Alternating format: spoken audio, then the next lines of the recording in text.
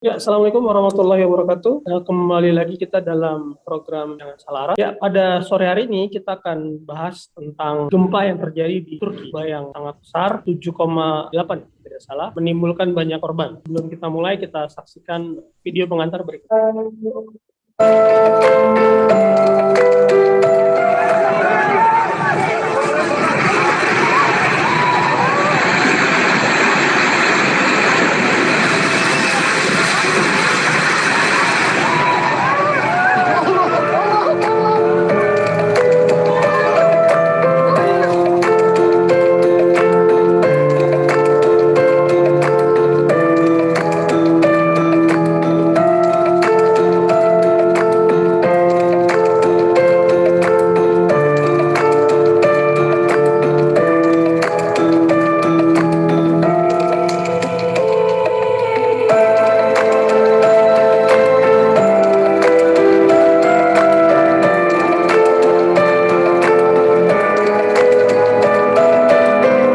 Oke, langsung saja nih.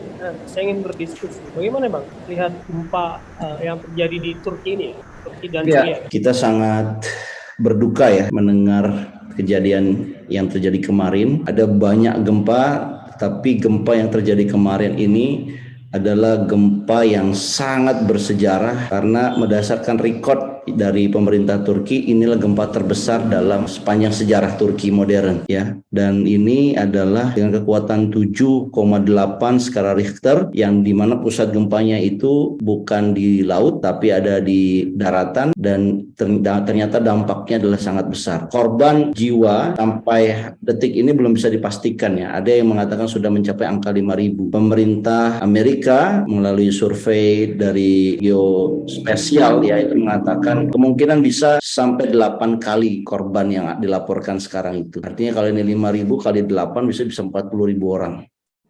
Ya, saya kira ini adalah satu korban yang sangat besar sekali ya, meskipun kalau dilihat dari rekor ya gempa sebenarnya di Indonesia tahun 2004 ya, saya kira adalah gempa yang paling parah karena hampir ratusan ribu orang penduduk Aceh itu meninggal, tetapi bukan disebabkan oleh gempa, tetapi disebabkan oleh efek dari gempa, yaitu tsunami.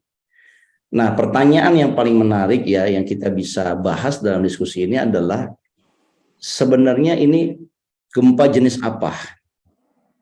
Ya, saya membaca literatur, gempa yang terjadi di Turki ini adalah jenis gempa yang disebut dengan gempa pergerakan lempeng, atau dikenal istilah kita adalah pergerakan megatrust.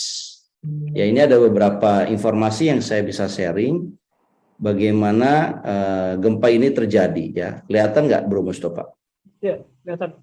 Di sini ternyata ada beberapa lempeng yang menjadi bagian dari Turki. Ya, pertama di sini disebut dengan lempeng African Plate. Aegean Plate, ini adalah lempeng dari Laut Mediterania. Kemudian juga ada Arabian Plate, yang juga di sini ada disebut dengan Anatolian Plate. Nah, gempa yang terjadi kemarin ini di posisinya nomor 8. Ya, banyak sebetulnya catatan-catatan sejarah atau beberapa hari sebelum terjadinya gempa besar ini, beberapa ilmuwan sudah mencatat ada satu gerakan yang cukup aneh ya yang terjadi di kawasan ini gitu ya. Di antaranya ada tremor-tremor yang kemudian tidak bisa diidentifikasi sebagai tremor apa gitu ya. Nah, ini kalau dilihat dari bagaimana kawasan ini dari nomor 1 sampai nomor 8, ini adalah kawasan yang sering terjadi gempa. Jadi sebenarnya sudah terdeteksi kawasan megatrust ini, dan kira-kira kawasan inilah yang menyebabkan titik-titik yang paling krusial saat terjadi gempa. Jadi kira-kira pusat gempanya itu di antara batas-batas lempeng inilah. Nomor 1 di tahun 99 sampai nomor 5 ya, ini perbatasan dengan Iran. Ya, ada 2 gempa ya, korbannya juga sampai ratusan orang.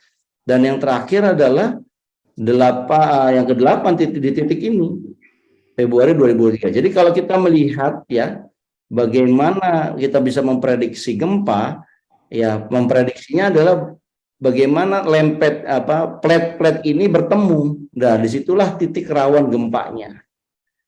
Ya, ini yang terjadi terakhir ini gempanya juga dirasakan tidak hanya di Turki, ya di Syria juga mengalami tingkat keparahan yang dahsyat juga. Tapi kalau merasakan itu sampai ke Mesir, di kawasan benua Afrika.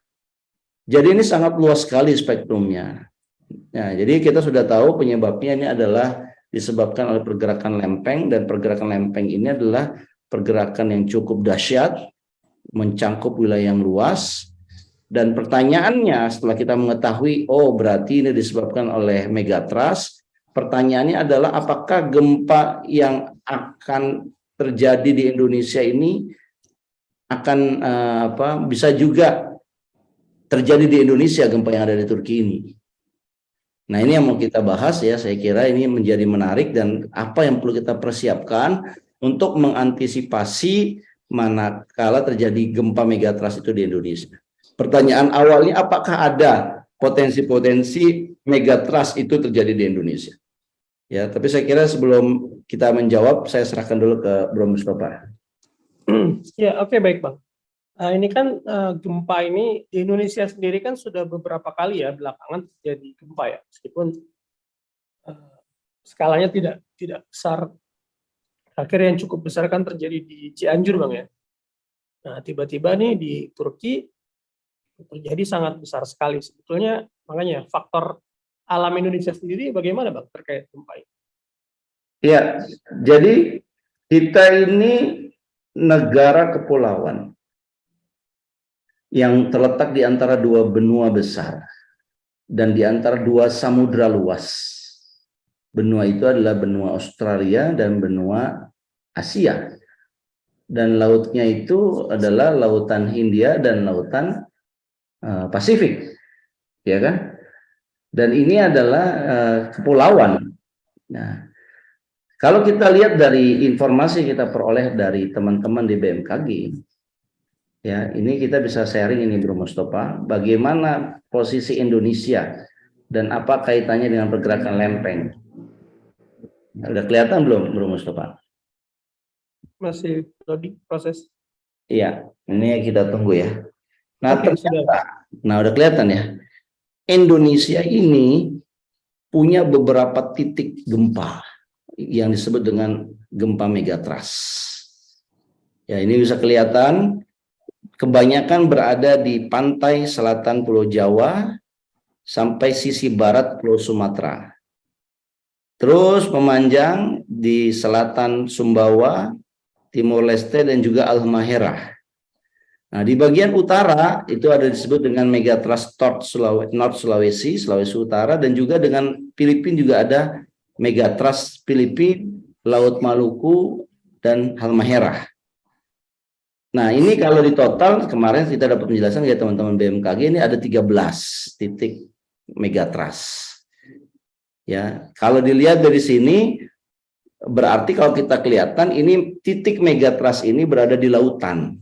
Dan ini yang kita punya pengalaman saat terjadi tsunami di Aceh, manakala ini terjadi di lautan dan skala Richternya di atas 7,0, ya, ini maka bisa menyebabkan terjadinya tsunami seperti yang kita alami ya 16 tahun 17 tahun yang lalu. Ya, 18 tahun yang lalu. Nah, ini yang kita perlu antisipasi. Hari ini sendiri ya, di hari Selasa saya punya alarm gempa. Ini ada gempa yang terasa cukup besar ya, 5 skala Richter, itu berada di bawah ujung kulon atau di selatan Pulau Jawa, tepatnya di bawah Banten. Itu 5 skala Richter atau disebut dengan megatrust S di sini ya. Perbatasan dengan megatrust Jawa. Ya. Nah, kita sebagai bangsa yang tinggal di kawasan megatrust ini ya, memang kita harus banyak-banyak beristighfar ini, Bro Mustafa ini. Termasuk juga perlu mempersiapkan diri lebih baik lagi dibandingkan dengan kawasan-kawasan yang tidak punya megatrustnya.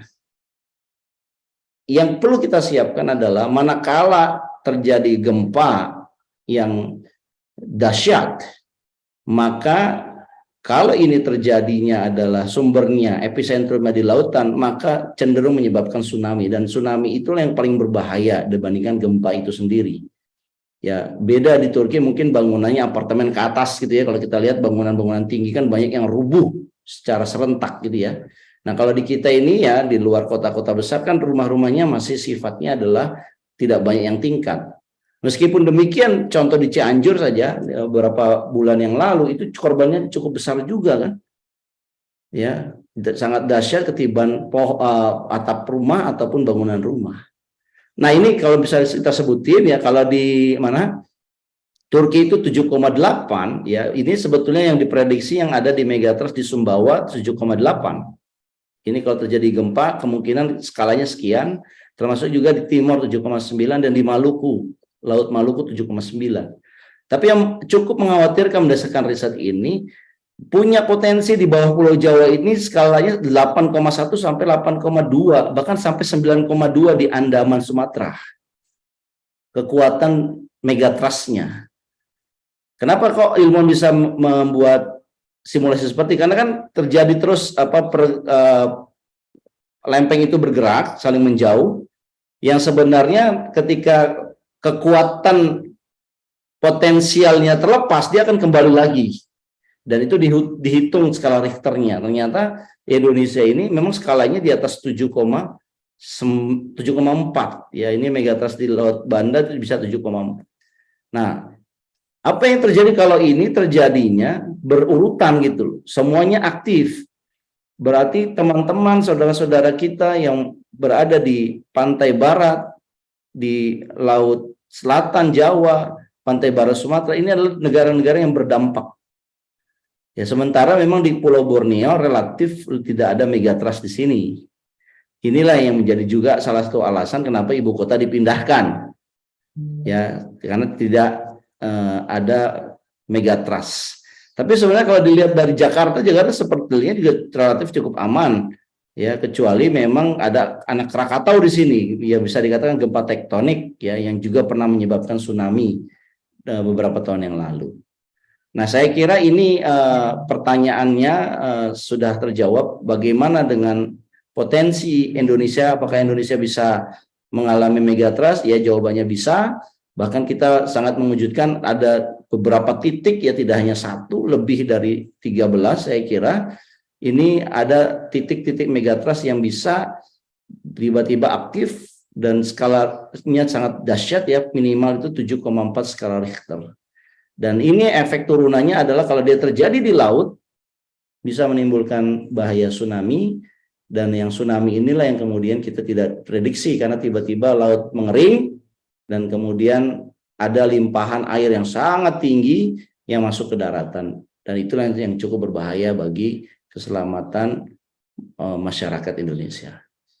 Nah, bagaimana kita antisipasinya? Apa yang terbaik kita lakukan ya, mungkin setelah kita mendengarkan komentar dari Pak Mustafa. Oke, baik Bang.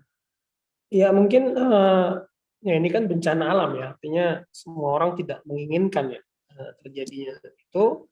Nah, mungkin yang terutama kan kita berdoa Bang ya, agar bencana alam itu tidak terjadi ya. Nah, tapi mungkin selain berdoa, apa kira-kira hal-hal yang apakah bisa musibah ini diantisipasi sebetulnya, atau bagaimana? Ya, sebenarnya kalau kita memandang alam punya siklus, seperti halnya badan kita juga punya siklus ya, untuk istirahat. Kalau kita makan ada siklus, kita harus ke kamar mandi. Itu ada satu siklus perubahan yang alami. Nah, bumi itu juga punya siklusnya. Dan kalau siklusnya sudah terjadi, ketika lempeng itu kemudian harus kembali ke normal ya, karena kan selama ini saling menjauh, dan kembali ke normal, disitulah yang disebut dengan megatrust. Nah, yang perlu kita antisipasi adalah pertama, kalau kita mendengar atau merasakan gempa, maka kita harus sudah biasa nih, kita umumkan, kita sosialisasikan ke masyarakat untuk segera keluar rumah. Jangan menepi di dalam rumah. Tapi kalau misalnya harus menepi pun, menepinya harus ditulang-tulang. Tapi kalau yang paling baik adalah harus segera keluar rumah. Setelah itu, apabila terjadi dahsyat, bagi teman-teman kita, saudara-saudara kita yang tinggalnya di daerah pantai, maka dia harus mencari lokasi-lokasi di mana dia bisa melakukan evakuasi ke tempat yang tinggi.